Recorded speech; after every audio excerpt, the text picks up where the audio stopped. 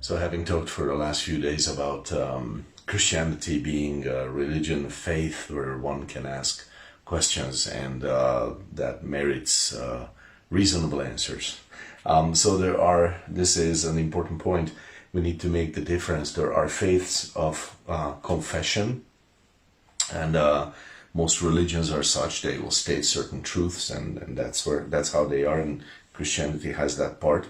But Christianity is with both confession and then conversation, and this is such a unique thing.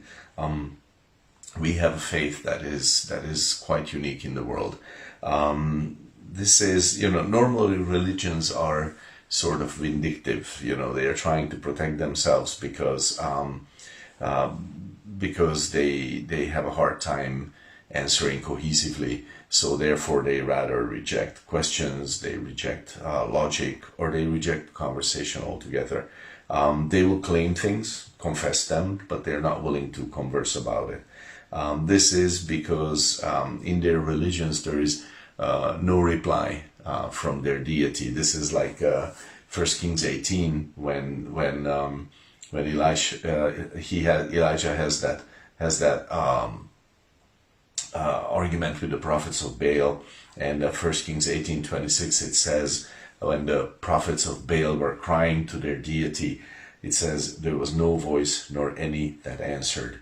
In their faiths, there is not that answer, there is not that reply. This is because Psalm 135 verse 17, their idols have ears but hear not, neither there is any breath in their mouths.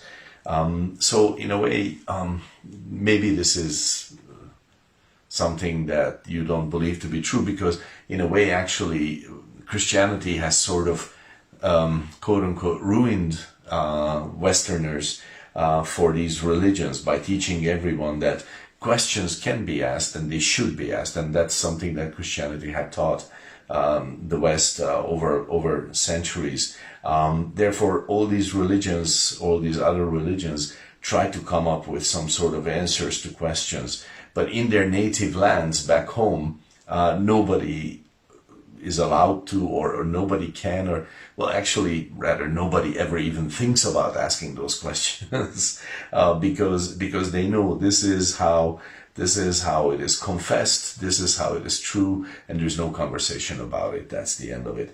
And if you ask, you may get in trouble also. But still, when they try to answer for the Western audience, actually their self-contradictions are pretty obvious. I remember my guru trying to answer field questions from the people in the group there, and it was really I have to say it was kind of funny because it was really going nowhere, and people were asking questions, and basically his answers were always like, well, that's just how it is. Well, that's just how it is. There was no actual connection with the real world. There is no connection to the reality of humanity. There was no connection to logic. It was just sort of, well, that's how it is, and that's how it is. That's why how it is, because that's how it is. And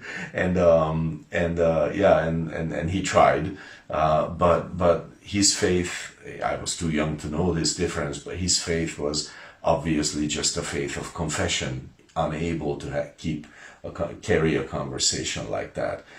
So in our faith, I just want to close this chain of thoughts with this. In our faith, there are questions, deep, serious, heartfelt, broken, pained, joyful, whatever questions, and then there are real answers in our faith. This is why it's really a grave mistake when some shallow person tries to make Christianity into a faith of simply firm confessions without the questions being allowed, without answers given, because then Christianity, then we become like the others, and God forbid that would happen.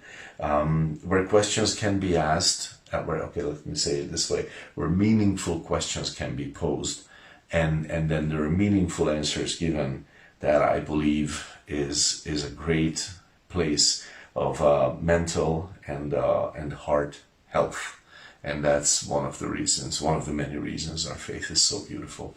God bless your day with that.